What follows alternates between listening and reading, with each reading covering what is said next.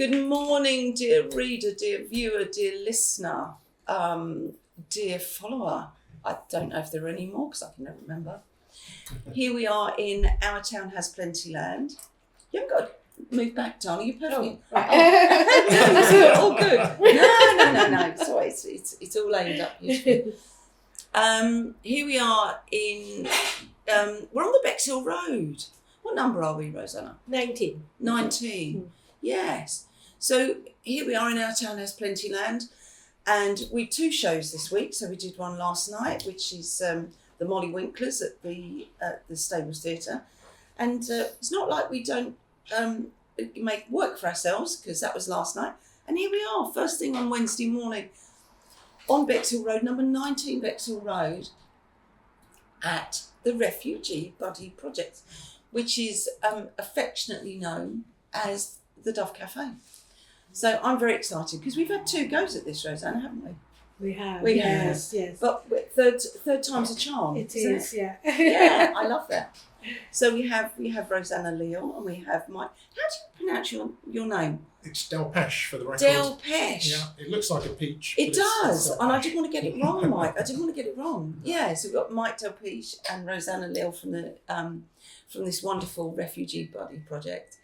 And on my right, you may have noticed, dear reader, dear listener, dear viewer, dear follower, is we have Ray Doyle. You don't have to prompt me, darling. I've got it written down. We're good. There we go. We're good. I know. I did call him another name when I walked in the door because I'm rubbish, as we all know. So we've got Ray Doyle. So we've got 2 bites of the cherry today, and so for one reason that the Refugee Buddy Project has its story, a really important story in the town. Rosanna's notwithstanding, it's just extraordinary. I've sat and wept at your story.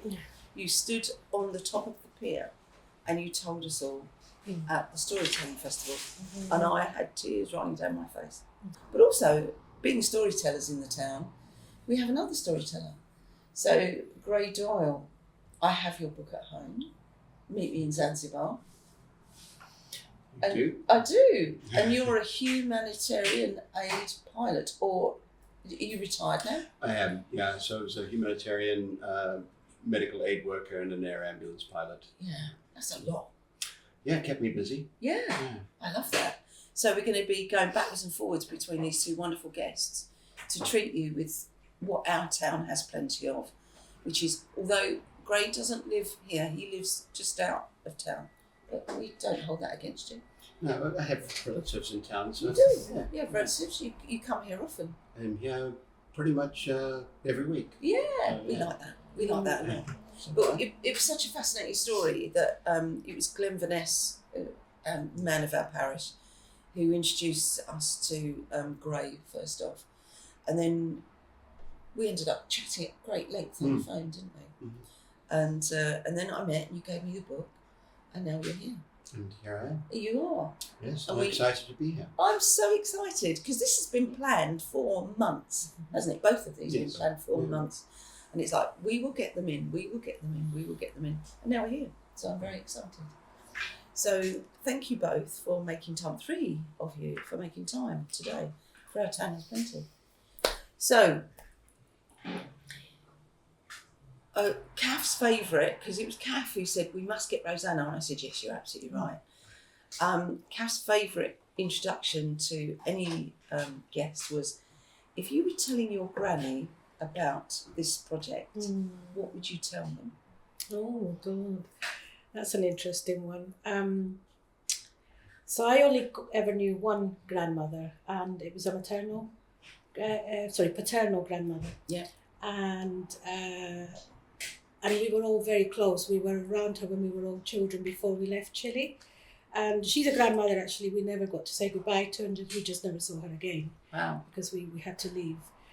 So there is so much I'd love to tell her. And I would like to tell her that, look what I've done. I've created this project that welcomes people, because she and my grandfather, they welcomed the Spanish refugees who were arriving there from the Spanish Civil War. In Chile? In Chile. Wow. They helped the Spanish refugees who arrived there. And so I think it runs in the family. So I think she'd be really proud of me. What a lovely legacy you've got from her. Because Yeah. how old were you when you came? So I was 9 when I got to the UK. Wow. So our journey started when I was 8, from Chile to Argentina, and then to the UK. So you took a very scenic route. Yeah, you could say that. And I can hear a really interesting accent there. That's right. I'm very proud of my Scottish accent. Yeah.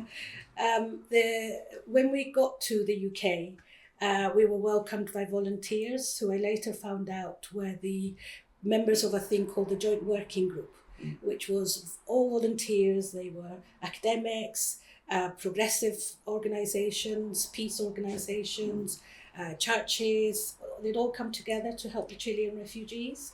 And then, so we were in London for a month in a hotel that was looked after by those volunteers. Yeah. And then we were adopted by the Scottish miners, and that's why we ended up in Cowdenbeath in Fife. And I've never forgotten that welcome. I think that's probably what you've heard about before, because I think that's the welcome that shaped me and has shaped this project. We were welcomed by the Scottish mining community, who had kitted out a house for us. There was a huge delegation waiting for us outside the house that they'd kitted out for us, handed over a key, bagpipes, Scottish tartan, the lot. And they welcomed us, and then they wouldn't leave us alone either. So they would knock on the door. Someone would knock on the door every day to make sure that we were okay. What I think back to now is that my parents were in their 30s with 4 children. They'd lost everything. And I think these people knew that. And they were able to have that empathy to say, well, if that happened to me, what would I want? And it was friendship. And they just made sure my parents couldn't stay in bed depressed. Oh, I love they that. made sure they got them out of the house, all of us out of the house at weekends. We'd do things with them. And I think that's what the buddies are today here. That's what the buddies are, what the miners did for us when we first arrived. They gave us friendship. I love that. It's so important, because I can't imagine if somebody came and took me, or something happened to Hastings and I ended up having to leave. Yeah. I can't imagine the pain that would cause me. Yeah. I think when we look at the stories of anybody who's had to, has been forced to leave everything that they know, I think it's really, really difficult not to empathise, because because it could happen. Life is very fragile. It could happen to any of us at any time. There are people leaving the United States now because that's happening to them, and we never imagined they're in that here. would. They're in this town. Yeah, we There's just so many. didn't imagine that would ever happen. And But they don't recognise their country. No, yeah, it's just gone mad. But I think that's why the project has been so successful here, because when I first decided to do this, I put a little ad on Facebook saying, would you like to be a friend to the newly arriving refugees coming to Hastings? Yeah. And the response was huge.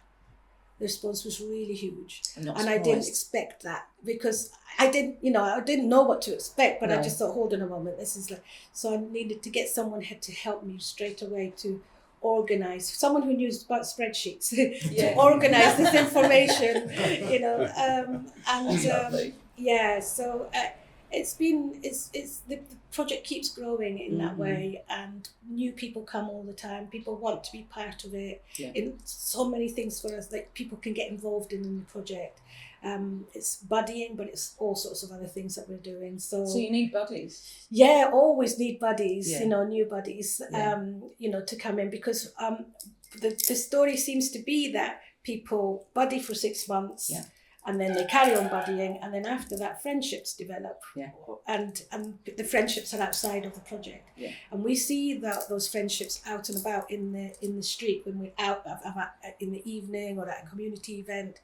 We see those families together, and that's somebody we matched 5 years ago, and the children have grown up together and so on. So there's always there's an open door to new people all the time to become buddies. So if somebody watching this says, "Ooh, I could be a buddy, because a lot of people come here and a lot of people are retired. Yeah, a lot of people have got time on their hands. A lot of people work from home, and they say, "I'm done by lunchtime. I could go and do something. I want to make myself useful." What would a buddy involve? What would being a buddy involve? So the buddies all have to attend an induction. Yeah. So that's normally on a Saturday. So you have to give us a Saturday. Sure. And you have an induction where you find out how we work. Yeah. And what we expect from you and what you would expect from the buddy project as well. Yeah. And then we ask for a minimum of an hour a week. Nice. And that hour is so that you can meet with your buddy to practice English, informal English. So a majority of refugees are actually learning English at a local college, but what they can't do is they can't find somebody to practice Conversation. with. Yeah, conversation informally, to make mistakes, to to get that kind of strength to be able to speak it on a normal everyday basis. Yes, confidence building. Confidence, absolutely. So that's a minimum of an hour a week of informal English conversation, and then from there we say up to 7 hours. Yeah. And then that involves you meeting, going out to events, hanging out together, meeting on the seafront, having tea, coffee. Sure. Yeah. I've seen some of your volunteers. I've seen some of the people that are associated. I want to say Khadija. Yeah. She's a bundle of fun, isn't she? Yeah. And when she's out and with her women, it's all you can hear is laughter. Yeah. They like running a wonderful pack of laughter and warmth, which I really, really like. Yeah. So so the confidence that people then get, because I don't know what that's like. I've never been uprooted. Yeah. Being uprooted from London to here was voluntary. Yeah. And even then it took me ages to come out into the community and peek my head out, if you like a turtle out of its shell. Yeah. So, and I don't look different. I don't look any different. Yeah. But for somebody who looks different, especially now, it must be really, really hard. Yeah. So, I mean, I think there's so many other things that to take into account, and that when someone's been displaced, there's a lot of trauma, which isn't often visible. No. I mean, trauma often isn't visible, but it means that people, I just remember back to what happened to us with the miners, that if that community hadn't been around, I think the process of rebuilding your life or our lives would have been more difficult, because we would have been isolated. So we weren't allowed to be isolated. No. And that's what I love about what they did. And in a way, that's what I try and do with this project. I don't want to allow for people to be isolated. No, because you can go underground. You can, because you're in trauma. And, and many people never deal with that trauma for many, many years. And women particularly are trying to look after their children. They are not going to deal with anything to do with themselves until those children are married and often having children somewhere, because dealing with their own trauma is going to make everything unstable. Absolutely. So I think what we're really doing here in terms of, bringing people into the community is facilitating that process and holding someone's hand and just saying, it's okay, look, there's all these amazing things. We've got art galleries, we've got community centres, we have Hastings has how many festivals every year. It's heaving. And what I like to see is, for example, when we first started the project, is the buddies took their refugee families to Jack and the Green. Yeah. And the families might have not gone to Jack and the Green had they not had a buddy. Absolutely. And so I loved seeing the buddies with the refugee family out in Jack and the Green. Yeah. That's what this project is about. Yeah, I love that. It's that kind of, come on, we're doing this together. We're going to show Pirate Day. Yeah. They to take part in Pirate Day with your buddy and their children and their family. And then, that it's very simple, but it's really important. It is. And it can be gradual and they can build on that, can't they? So the more, because you're really, if I'm right in thinking, you're giving people a gradual handover into the community, which they wouldn't normally have had, which you, in Fife. Fife, Yeah, yeah. you got this Yeah. from the Scottish miners. So it's like, no, let's not let that go underground. Let's bring these people proudly out. Proudly. I think what I've learned as well is that, you know,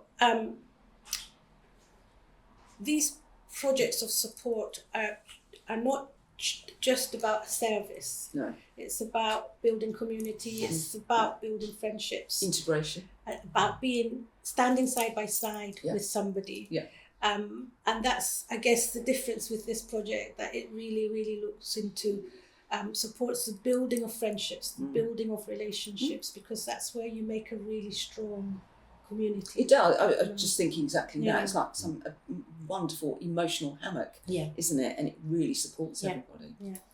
I love it. And it's a two-way process. Mm. So what we do here at the Dove Cafe is about that. So we provide a space, a safe space for people who may have never worked before or worked in the UK. That's two different things. Yeah. And we provide a safe space for people to learn front of house skills here and to learn working in a commercial kitchen. But that's a two-way process because we're learning about other cultures through food, through cooking, through music. We've got a fantastic playlist that's made up of everybody's different tastes in music from all over the world. And you get people sometimes sitting here and go, oh, what's that song? So like, you know, I know all these artists now that I never knew. I'm singing along to songs from Syria or Arabic-speaking countries. I'm gutted that I haven't learned any Arabic yet because I should know things, right? But I pick up, you know, certain words, shui shui, Khamis, which means Thursday. I don't know why that's stuck in my head. It's going to take you far. Thursday, bring it into every conversation. Exactly. So so there's an exchange of knowledge going on here. So it's not a one-way process, and that's what's really important. You know, in building communities, we're learning as much from other communities as people are newly arriving. People are learning from what we do here. And I think the other thing that I really want to mention is that for us, it's really important to listen to the communities that we work with. Absolutely. So we are a refugee and migrant-led organisation. Our trustees are mainly people who have experienced displacement themselves, and we try and work with refugees, people with refugee and migrant backgrounds as members of our team who may have experienced racism and growing up with racism and so on and other things, because that enables us to be really prepared to understand some of the issues that refugee families face when they come here. So rebuilding your life. So we do get to a safe place, but rebuilding your life needs support, and it needs support from people who can really understand some of the issues that people might face. So I think that's important for us, and that's why we really, for us, at the heart of what we do are the arts. It's really important for us to work with textiles, with photography, with music, for us to be able to tell our stories and to provide those safe spaces for us to find our own narratives to tell our own stories. Because very often our stories are told by people who don't have the experience of displacement. Exactly. And so that's and why they can't do that with heart. They can't Exactly. do that with experiential understanding. Yeah, exactly. It's I love really that. important. But that's why Refugee Week is So really I was going to give important. that to Mike. Yeah, there we go. Yeah. Is that my bit? Is it? Yeah. This is I think this is your time to I shine. was going to say that. I think what you just said there about sort of being embedded in the community. I think that's the important thing that makes this quite sort of different. I think a lot of initiatives, and again, you said two-way. Sort of, it's a two-way process. You think government initiatives, they tend to be just one way. You must do this. Absolutely. You must, It's like directives, aren't you they? must abide by this. Sure. And that's not really a way to integrate anybody into anything. So I think what this project does, we partner with a lot of people, sometimes people we don't necessarily agree with, in order to create better outcomes for people. So yeah, I think that's Well, what it makes us becomes very more different. organic Yeah. when you establish it without threat. You're not directing. You're not making somebody. This is what we do, Yeah. and this is why we do it. You're actually offering something which is really inclusive and really supportive and really nurturing and nourishing. And I think this is what I personally, I think this is why this works. And I think it's brilliant. Grassroots integration of the community. It's an Absolutely. what an amazing project. Yeah, I knew you'd like it. I Yeah. knew you'd like it. Yeah, I'm humbled by what you do. Yeah, it's super. Yeah. Because I usually get to work with them before they come here. Yeah. Yeah. So just, I know, absolutely. So coming up, so we're on the eve of Refugee Week. Refugee Week, yeah. So Refugee Week's the 15th to the 21st of June. Yeah. And, you know, just as a sort of embodiment of all those partnerships we've developed in the town, Yeah. we've come up with this extraordinary array of events. I love it. In this amazing leaflet. Oh. So the theme of Refugee Week this year is courage. And so we've partnered with lots of businesses and restaurants throughout the town. And restaurants particularly, where they can create and develop a recipe of courage. And just for that specific week, and that will provide funds for the Refugee Buddy Project, how many of those things that they sell. And again, a way of celebrating the resilience and, you know, and I suppose the talent, the things we don't hear about, the positive things we don't hear about with refugees. So, yeah, the key thing in Refugee Week is the Recipes of Courage food festival that we've got going. But beside that, there are absolutely loads of other events going on throughout the week. So where are they going to find those, Mike? Where can they get all that information? Because people, I mean, you've got these here. Where else can they pick these up? So you can get these on the website. Yeah. They're also in all the businesses. We've dropped off loads of leaflets throughout the town. All around town. Yeah, in all the key businesses. So you can pick these up relatively easily. Yeah. Because you've got an array. I mean, we're all going to be standing as, I think somebody mentioned it was like a patchwork of humanity from Dove Cafe to the RNLI down in the Old Town. We're all going to be dressed in orange, holding hands. Oh, it's going to be so emotional. On that, I hope someone's going to drone it. Yeah, I really hope so. Yeah. Well, if not, you might want to get hold of Luke at Goat Ledge because he's got a drone. So we're all going to be holding hands. So that's Hands of Hope. Is that Hands right? of Hope, yeah. That's on the Saturday. So you've got your so there's loads of things going on, but we will be. Oh, so being a working cafe, as you can hear the doorbell. Come in. All the volunteers be coming in throughout this interview, so because they've all got work to do. So you've got that. What else is happening during Refugee Week? Can you remember any of the other things? Yeah, it's quite a few things. We're kicking off You're with at a the launch. Sanctuary Festival, aren't you? Yeah. Yeah, so we're at Sanctuary Festival. That's the final event. That's the last probably one. the biggest event. So Hastings do Museum. come along. Yeah. Do come along to that. So yes, we're doing that in conjunction with Hastings Community Sanctuary, and that's at the Hastings Museum. It is. That's all day on the Sunday. Yeah, it's lovely. The day before that is actually World Refugee Day. Wow. So we've got a big event over at the Dillawall Pavilion, Fantastic. and that goes from roughly 12 till 5. And we do a project called Stitch for Change, which has been going since February, I believe. And our participants are involved in that. It's a sewing art project. Yeah. We do that every year. Yeah, I love that. The results of that, you know, people make their own. It just grows and grows, Yeah, doesn't it? yeah, Literally. make their own artwork. Yeah. The results of that get presented at the World Refugee Day sort of celebration. Nice one. At the Dillawall Pavilion. Yeah, I love it. I'm so excited by this, and I'm really happy we've managed to get you. Actually, well done. I love the fact that the PA came into her own. Let's get you in the diary, she says. I love it. She gets things done. Yeah, she does get things done. Thank you both. Thank you. Really appreciate it. So we who knows, this could be the taster for an unpacking of an evening with Hastings. Refugee Buddy Project. Because I think it's fantastic. I love it. I love it. Thank you so much. I know my husband is nagging me from time because people are going to be coming in and they're going to want to use the restaurant, the cafe. Yeah. So if you don't know where it is, it's literally opposite TK Maxx. You can't miss it. So in that wonderful parade of shops. Yeah. Thank you guys. Thank you. Really Thank appreciate it. And God bless the Scottish miners. Because without the Scottish miners and the effect that they had on you and their community, because they know adversity. Yeah.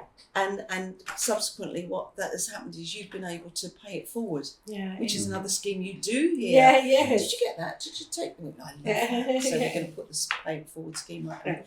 So if you come in and use the cafe, you can buy someone else a meal, which is great. It just goes on the board, and then someone comes in and says, "Can I have that?" And they can, love that. Yeah. Everybody should be paying it forward. Yeah, absolutely. This is the way the world goes round. Should be anyway. Yeah. But Humanitarianism. exactly. We love that. Yeah. What an amazing story. Thank you. Yeah. We came across many humanitarian support in Argentina. Yes. When we'd got to Argentina, we thought we were safe, but there was a coup in Argentina when we arrived, and it was chaos. 74, wasn't it? Yes. 77. So we got there in 75 to 76. Oh, yeah. Okay, yeah. I think they just had their own coup. Yeah, that's right. Yeah. But there were humanitarian people there trying to help all the Latin Americans coming from all the different countries where there was chaos and so. And that's the story that I tell, is that at every point in that journey, we experienced help from complete strangers. And they were often the humanitarians. So it's really important. Humans want to help. Yeah. It's in our nature. It's what we want to do.